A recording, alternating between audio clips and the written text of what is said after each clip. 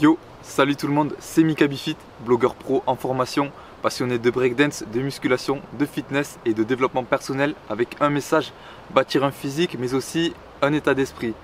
Aujourd'hui, j'ai le plaisir d'accueillir monsieur Valentin Brett. Salut à tous. Voilà, donc traceur dans l'âme. Donc merci d'avoir accepté mon interview. Bah merci à toi, c'est un plaisir.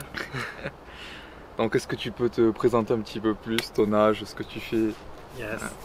Alors, je m'appelle Valentin Brett, j'ai 21 ans maintenant, faut que je m'habitue à ça. Je suis préparateur mental d'entrepreneur, donc j'accompagne les gens sur le plan mental et émotionnel dans le développement de leur projet, le développement de leur entreprise, et de façon à ce qu'ils développent des compétences naturalisées. Et on en parlera peut-être un peu plus après. Ok. Comme tu dis, traceur dans l'âme. Ouais. Parallèle du monde du développement personnel, plutôt, j'ai beaucoup été touché par le parcours. C'est le parcours qui t'a amené un petit peu vers ce cheminement Voilà, c'est une des choses qui m'a amené au développement personnel et à ma manière de fonctionner aujourd'hui dans mon business. Ta méthode de coaching, ça consiste en quoi, plus en détail? Ok, alors plus en détail, pourquoi je me fais pas appeler coach, vu qu'en soi c'est un des outils que j'utilise, c'est que je préfère le terme préparation mentale, parce que moi les gens sont bien au courant que je suis vraiment là pour l'aspect mental et que je vais pas accompagner les gens sur la technique. Maintenant, comment je m'y prends, c'est souvent de l'accompagnement long terme. Donc on parlait tout à l'heure de confiance en soi notamment, et souvent les gens ont tendance en développement personnel à développer une certaine confiance de surface. Une confiance où on a besoin d'hyper mentaliser, ouais, donc il faut que je me tienne droit, il faut que je respire, ok, donc il faut que je bouge mes mains maintenant pour être à l'aise, ok, faut que je sois bien habillé pour me sentir bien dans ma peau, il faut que je travaille mon physique pour me sentir bien. Et en fait, ils délèguent en fait, un peu au monde extérieur leurs compétences confiance en soi, ils ont besoin de porter de l'attention dessus. Moi, ce qui m'intéresse, sur les 3 plans principaux qu'on travaille en préparation mentale, confiance en soi, motivation, énergie, c'est de travailler assez longtemps ce processus, de manière à ce que ce soit, comme je te disais, naturalisé, que ça devienne une seconde nature, que ça devienne habituel de l'utiliser. Je vais te donner un exemple. La confiance en soi aujourd'hui, j'ai plus besoin de réfléchir pour rentrer en lien avec des inconnus.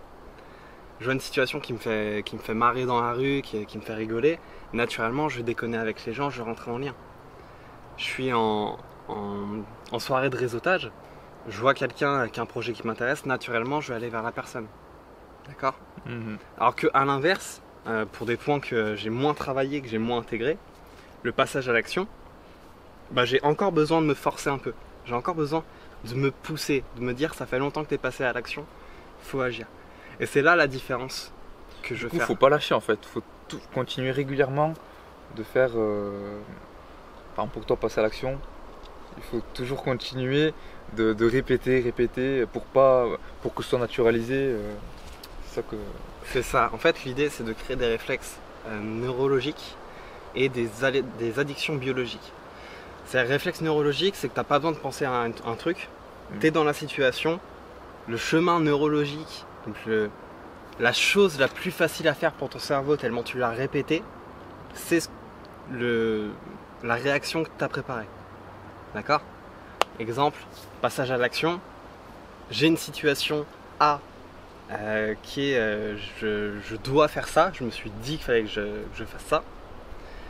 Faut que le chemin neurologique, la première action la plus facile à mettre en place pour mon cerveau tellement il l'a fait, que ce soit faire l'action. Le deuxième côté, je te disais, l'aspect biologique, c'est notamment pour tout ce qui est compétences émotionnelles. Je te parlais de confiance en soi. En fait, l'idée, c'est que tes émotions, c'est de la chimie, et ton corps a tendance à être addict à ce qui tourne le plus souvent. Donc, en termes d'émotions, si pendant un long moment, au moins 9 à 18 mois, tu vis régulièrement de la confiance en soi, cellulairement, ton corps va devenir addict à ça et va rechercher de la confiance. Et à partir de là, tu n'as plus vraiment à mettre de conscience sur confiance en soi. C'est ton corps qui envoie le message de ton cerveau, va chercher de la confiance. Par rapport au développement personnel, pour toi, qu'est-ce que ça représente? Une question qui est assez intéressante et assez complexe. Déjà, si on peut mettre une définition sur le développement personnel, pour moi, c'est juste... Comment on pourrait dire ça? Une activité où on va chercher en conscience à développer certaines compétences qui nous manquent dans notre vie au quotidien. Pour moi, c'est juste ça. C'est une activité où tu cherches à développer ce dont tu as besoin. Dans certains cas, ça va être de la confiance, de la motivation. Pour d'autres, le développement personnel, ça va être apprendre à s'autoriser à lâcher prise. Ça va être apprendre à se connaître, à s'écouter. Un ensemble de choses en fonction des gens. C'est chacun son développement personnel en fait. Voilà, c'est chacun son développement personnel avec son style et ce qui nous touche. Qu'est-ce que tu as eu dans la vie, les déclics qui t'ont donné envie de changer? Il y en a eu pas mal. Par lequel commencer? En fait, le premier, je vais commencer à mes 11 ans. J'avais déjà perdu pas mal de grands-parents. Et du coup, j'avais eu conscience déjà qu'un jour j'allais disparaître. J'allais mourir à mon tour et j'allais perdre tout ce que j'avais créé. Et du coup, je m'étais posé une question à ce moment-là. Je m'étais dit, mais à quoi ça sert de vivre si peu importe ce que je fais, la fin est la même? À quoi ça sert de faire des choses que j'aime pas, de me forcer à faire des choses? À quoi ça sert de créer quoi que ce soit dans ma vie si de toute façon la fin est la même? Donc il y a eu une certaine léthargie à ce moment-là. J'ai commencé à développer la méthode du strict minimum. C'est-à-dire je voulais juste qu'on me foute la paix. Je voulais juste faire le strict minimum pour qu'on me laisse tranquille. Donc j'avais le 10 de moyenne. Tu sais, ce 10 un peu de dépit où juste tu veux pas redoubler pour pas perdre un an ou t'as tes parents encore plus sur le dos, quoi.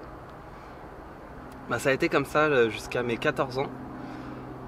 14 ans, 3e, on te demande de choisir un peu ton cursus, de réfléchir à ce que tu veux faire plus tard. Et toujours par dépit, je me dis, bah, je vais aller dans l'informatique comme mon père. Comme ça, voie toute tracée, c'est un métier qui est codé.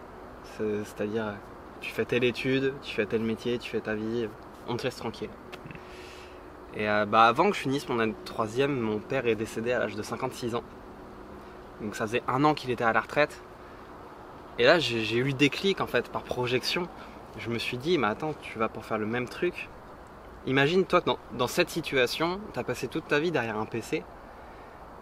Et au final, tu as été tranquille, entre guillemets, 1 an. Est-ce que ça te correspond? Est-ce que c'est vraiment ça que tu veux, quoi? Et bah, ça m'allait pas. C'était une voie parfaite. Je dis, il n'y a pas de souci si les gens sont passionnés d'informatique, foncez et faites de l'informatique. Mais moi, c'est pas ce qui m'allait, quoi. Donc j'ai juste besoin de recherche, déjà de savoir ce que moi je voulais faire. J'ai juste besoin de me rechercher en tant qu'homme aussi, vu que j'avais plus de figure paternelle. Du coup, ce déclic, ça a été par rapport au décès de ton père? Le premier déclic, ça a été le décès de mon père. Okay. En fait, ce premier déclic, il a engrangé beaucoup de recherches sur moi-même, sur la confiance en soi. C'était des remises en question? Voilà, beaucoup de remises en question. Et ces remises en question m'ont amené à 2 choses. De 1, taper confiance en soi sur YouTube pour chercher à me développer personnellement. Donc c'est là que j'ai découvert le développement personnel. Et de 2, ça m'a amené au sport, et notamment le parcours, où j'ai appris un certain état d'esprit, de dépassement, d'esprit d'équipe. Paradoxalement, même si c'est un sport en solitaire, il y a une solidarité de dingue là-dedans. Et ça m'a appris aussi une certaine discipline.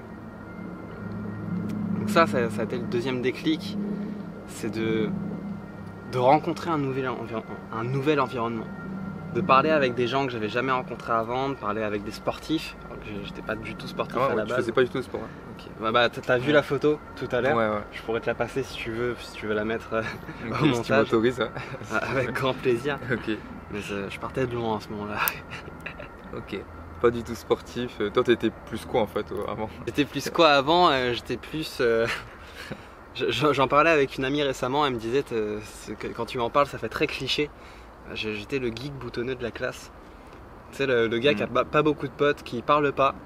J'étais bien aimé des profs parce que j'étais le gentil du fond de la classe, tu vois. Mais j'écoutais pas, je faisais rien. Je dormais et je jouais aux jeux vidéo. Je jouais aux jeux vidéo, beaucoup de jeux en ligne, notamment des jeux de gestion. Et Voilà, c'était toute ma vie. Ça et les cartes Yu-Gi-Oh! Ok.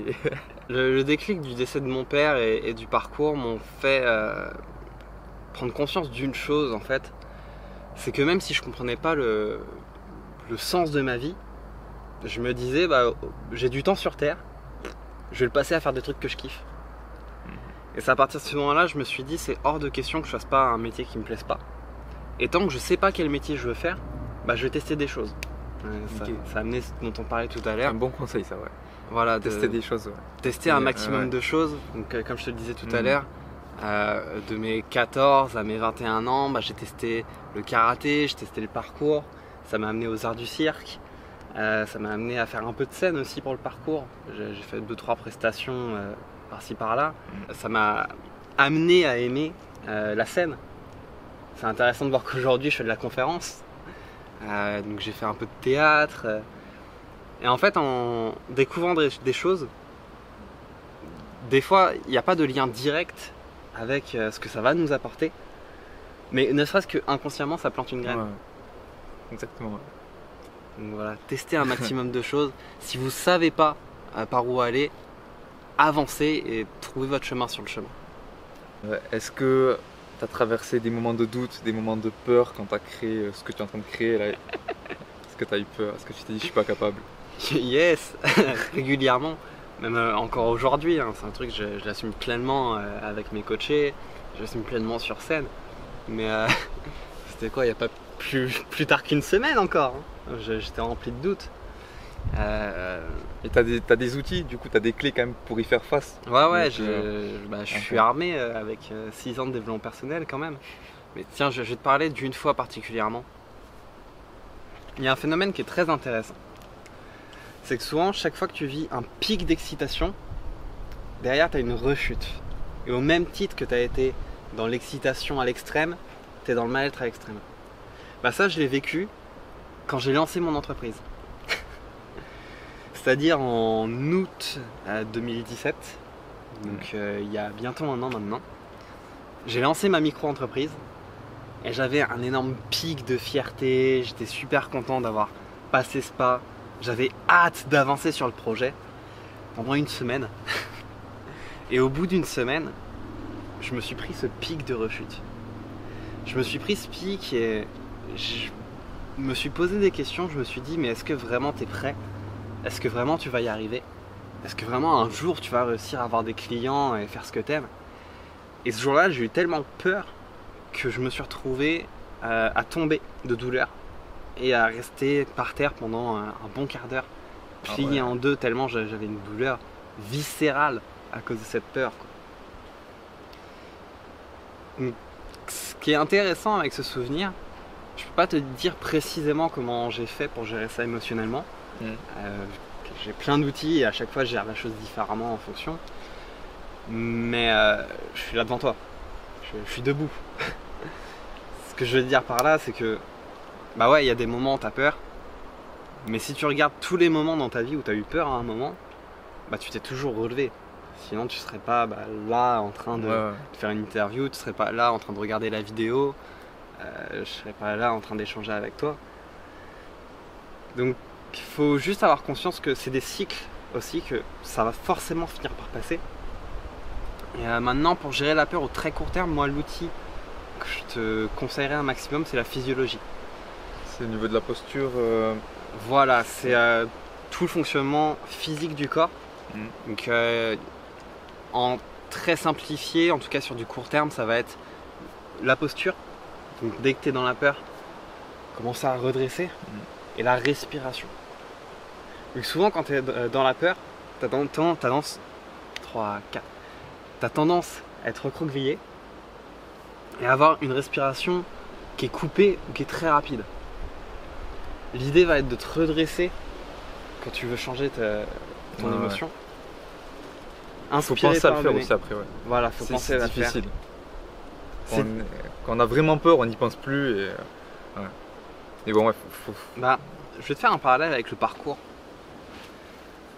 Quand tu veux sauter d'un immeuble à un autre, comment ça se passe? C'est pas t'arrives en haut de l'immeuble et tu te dis je vais sauter.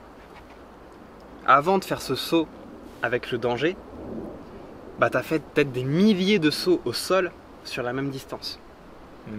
Bah pour la gestion de la peur, c'est la même chose. Si au quotidien, tu naturalises, c'est là que ça devient intéressant, le fait de travailler ta posture et le fait de calmer ta respiration quand tu sens le moindre petit pic émotionnel, la moindre petite venue de stress, bah tu vas créer des automatismes qui feront que même en situation de danger, tu seras prêt à sauter sur l'immeuble d'en face, pour rester dans la métaphore. Sur le coup, quand on n'est pas habitué, c'est pas simple à gérer, et c'est là que se faire accompagner par un coach, même moi aujourd'hui je suis accompagné, parce que tu as besoin d'un regard extérieur. C'est là que c'est super utile. Mais maintenant, sur du moyen court terme, si tu es sujet à la peur, fais-toi un entraînement tous les jours. On parle souvent de cohérence cardiaque, d'exercice de respiration.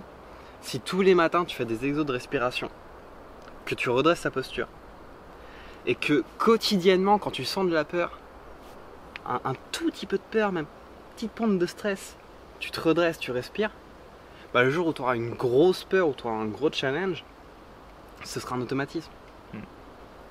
C'est un entraînement en fait. Ouais. C'est totalement un entraînement. Qu'est-ce que la réussite pour toi? C'est une question qui est assez complexe.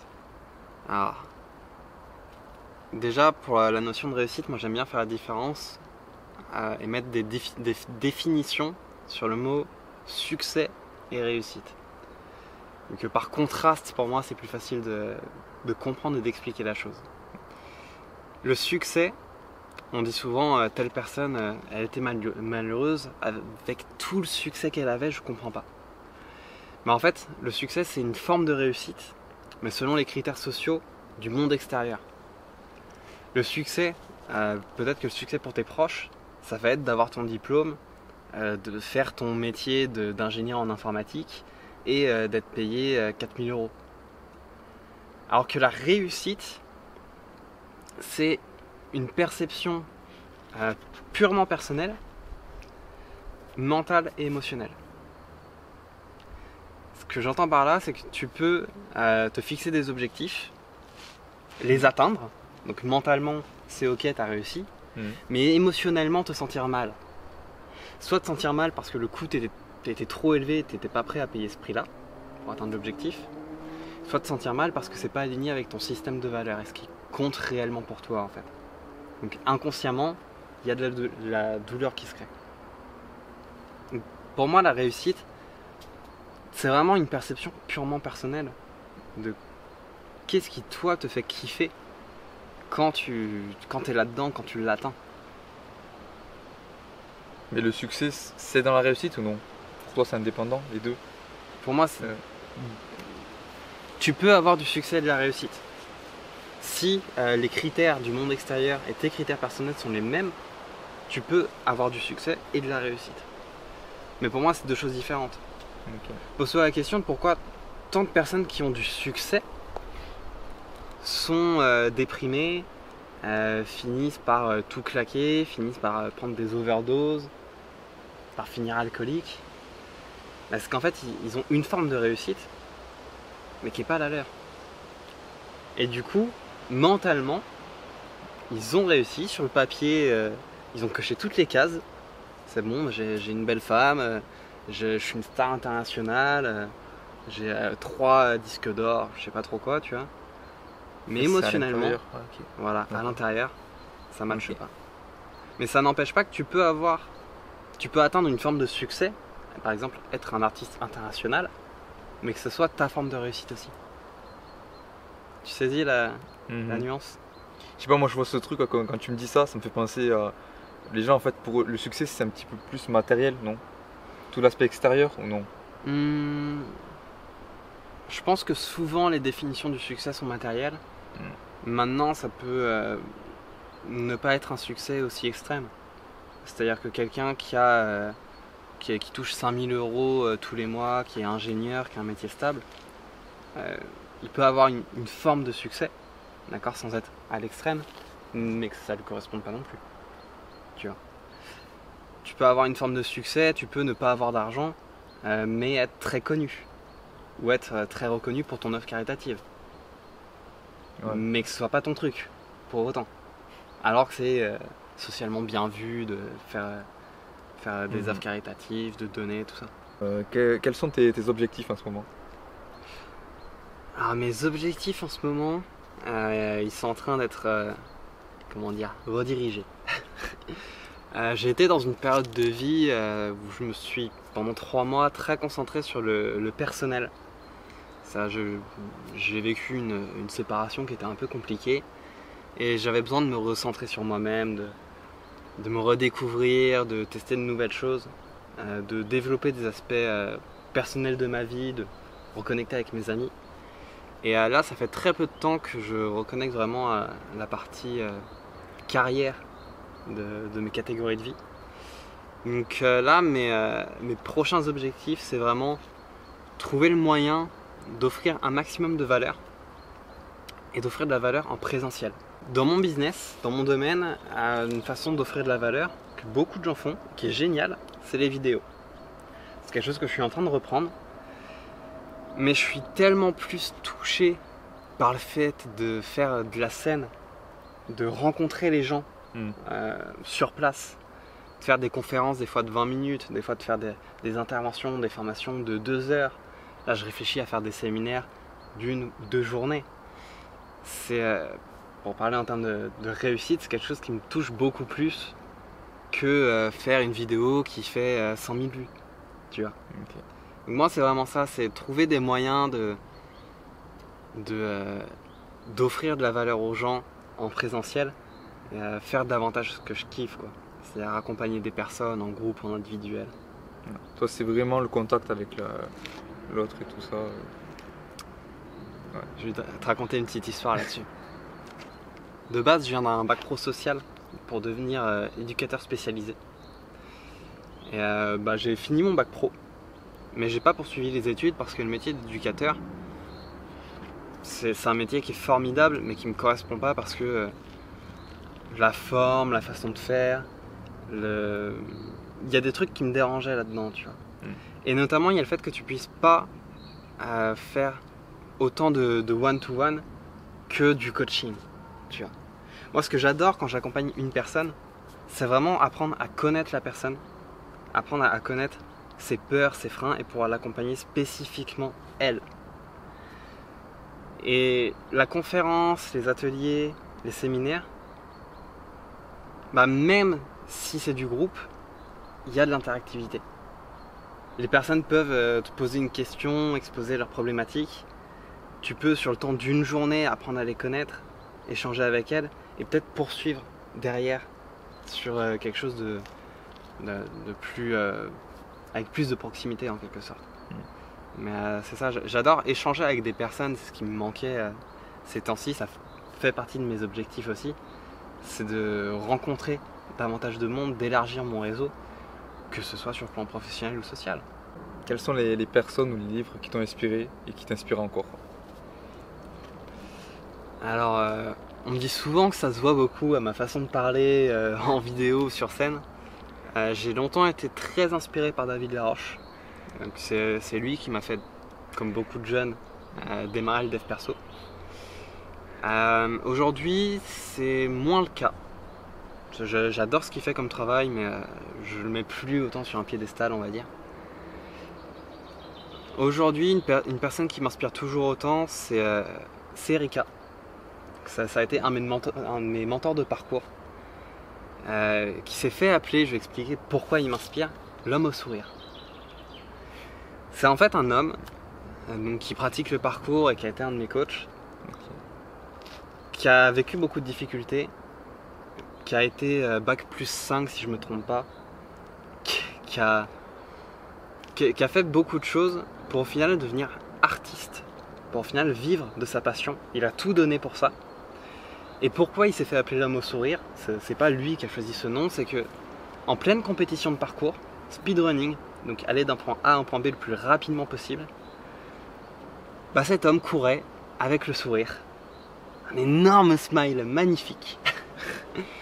Et en plein saut, il a regardé le public en lâchant son énorme sourire comme ça, truc dingue.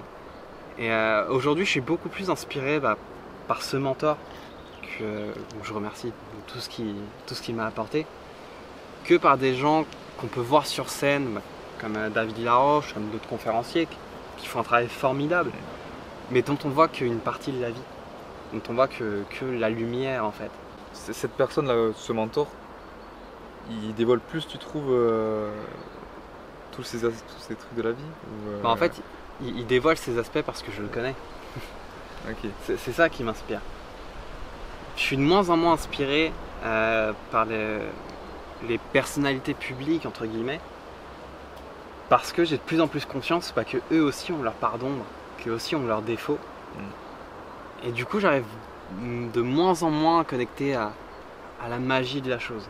Parce que très vite, j'ai ce réflexe, j'ai naturalisé, de me dire, ok, tu vois qu'une partie de leur vie, tu vois pas l'ensemble. Ce qui est très utile en termes de confiance en soi. Je parle de ça parce que je sais que c'est un thème qui intéresse beaucoup de personnes. Mais souvent, quand on voit quelqu'un en vidéo, dont on voit qu'une partie de la vie, on la met sur un piédestal. Et c'est important de faire tomber ses mentors d'un piédestal en voyant toutes les zones où ils sont pas forcément très bons, toutes les zones que vous ne connaissez pas où potentiellement ils sont mauvais, pour arrêter d'avoir cette comparaison de valeur de il est mieux que moi. Et c'est pour ça que j'arrête, entre guillemets, d'être hyper inspiré, d'être hyper émotionnel par rapport à des gens connus comme ça. Et un livre du coup, tu as des livres que tu as lus qui t'ont inspiré? Ah ouais. Souvent en développement personnel, on conseille beaucoup toujours les mêmes bouquins. Donc Pouvoir illimité, La semaine de 4 heures pour les entrepreneurs. Il y a beaucoup de bouquins comme ça qui reviennent. Il y a 2 bouquins que je conseille à tout le monde vu qu'ils sont magiques en termes de motivation et d'inspiration. Le premier, c'est si vous voulez changer votre vie, commencez par faire votre lit. C'est un livre qui a été écrit par un Navy SEAL, je crois, qui avait fait un discours très connu dans le développement personnel. Et il a approfondi son discours par le livre. Et en fait, chaque chapitre donne une clé de développement personnel, mais autour d'une histoire qu'il a vécue dans l'armée. Et du coup, c'est vraiment de l'histoire inspirante. Et le deuxième livre que j'ai adoré, qui a été pendant très longtemps mon livre de chevet, ça a été le Manifeste de la motivation. En fait, ce livre, le Manifeste de la motivation, c'est pas un livre entre guillemets classique de développement personnel où on va te dire pour développer ta confiance en toi, l'étape 1 c'est ça, l'étape 2 c'est ça. C'est vraiment un texte qui est magnifiquement bien écrit. C'est une conférence d'inspiration, mais en livre. J'ai fait un test avec ce bouquin, avec plusieurs personnes. Tu l'ouvres à n'importe quel moment. Tu commences un chapitre, tu commences un paragraphe. C'est inspirant. Et c'est juste de la belle écriture qui va te pousser à passer à l'action, vu qu'en soi les clés, on les a. Les clés de développement personnel sont apprenables très rapidement. Mais la plupart du temps, on reste dans notre confort de juste apprendre des choses, développer des compétences mentales, mais sans passer à l'action. Et c'est pour ça que j'adore ces 2 bouquins, c'est que c'est 2 bouquins qui te donnent envie de te bouger. Mais qu'en plus derrière, métaphoriquement, si tu lis entre les lignes, si tu fais attention, il y a de superbes clés et de superbes outils. Et tu conseillerais de les lire et de les relire pour, Je conseille de les lire et de les relire. Ça fait partie des rares livres, effectivement, que j'ai lus plusieurs fois et que je vais relire encore plusieurs fois. Pour finir, dernière question, est-ce que tu aurais peut-être un conseil, ou peut-être 2, je sais pas, pour vivre la vie qui nous inspire? Ouais, j'en ai un qui me vient en tête. Je vais inciter les gens à se rééquilibrer. Comment? Alors je vais pas te parler d'équilibrage énergétique, tout ça. J'essaie toujours d'avoir une approche très cartésienne dans ce que je fais. Mais quand je parle de rééquilibrage, c'est que souvent en développement personnel, on va avoir 2 types de personnes. On va avoir d'un côté les personnes très dans la préparation. Et je fais partie de cette tendance. Donc on est là, il faut développer les compétences, il faut méditer, il faut être dans le bien-être, il faut s'écouter. Il faut être prêt à faire les choses, il faut être dans le bien-être pour s'attirer les choses. Et de l'autre côté, on va avoir des personnes très passage à l'action, il faut faire, il faut agir chaque jour. Et vraiment en mode j'accomplis, j'avance, je détruis tous les murs, quoi. Et ce qui est très marrant, c'est que chacun de ces deux types de personnes ont tendance, et c'est une tendance naturelle psychologique, c'est le biais de validation, à aller vers ce qu'ils connaissent déjà. Je vais te donner mon exemple perso, je parle de ce que je connais. C'est pour ça que j'ai souvent l'air narcissique à parler de moi. Mais la pire erreur que j'ai fait sur mes 6 années de développement personnel, ça a été de me dire, pour me débloquer dans mon business, je vais continuer de me former sur le mental. Ok, pour avancer encore, je vais me former sur le coaching. Pour avancer encore, je vais me faire de la préparation mentale, de la visualisation. Alors qu'à un moment, il faut juste arrêter les conneries et se bouger le cul. A l'inverse, tu as des personnes qui passent à l'action de manière massive. Elles sont moins nombreuses dans le développement personnel. Mais tu as des personnes comme ça qui agissent, mais qui vont pas se préparer, qui vont pas développer leurs compétences mentales. Donc elles vont se forcer à passer à l'action, mais dans le mal-être. Donc ça va poser des actions moins impactantes, moins naturelles. Et surtout, au long terme, elles vont brûler leur corps. Passer à l'action, te challenger, c'est des choses qui sont super, qui, à un certain stade, vont te donner de l'énergie, ça c'est clair. Sauf que souvent, les personnes qui sont dans ce type de personnalité vont beaucoup trop passer à l'action, vont mettre en place trop de choses, avoir trop de projets en parallèle, vont trop se challenger et vont pas prendre le temps derrière de se ressourcer, de se relaxer, de prendre du temps pour elle. Je vois. Et c'est ça vraiment, voilà, moi, la chose que j'ai compris depuis peu, que j'applique ces temps-ci et que je vous invite à appliquer, si vous voulez avancer sur vos projets, rééquilibrez-vous. Si vous sentez que vous êtes plutôt de la typologie calme, préparation, passez à l'action chaque jour pendant 1 mois, 2 mois, 3 mois pour vous challenger. Si vous êtes plus du type à toujours passer à l'action, à vous dépasser, peut-être prenez plus le temps de faire de la méditation, de la pleine conscience. Peut-être prenez le temps de tester des activités qui vous plaisent, qui vous font du bien, de passer du temps en famille. En tout cas, ne soyez jamais dans l'extrême. Merci. Avec grand plaisir. Merci à toi.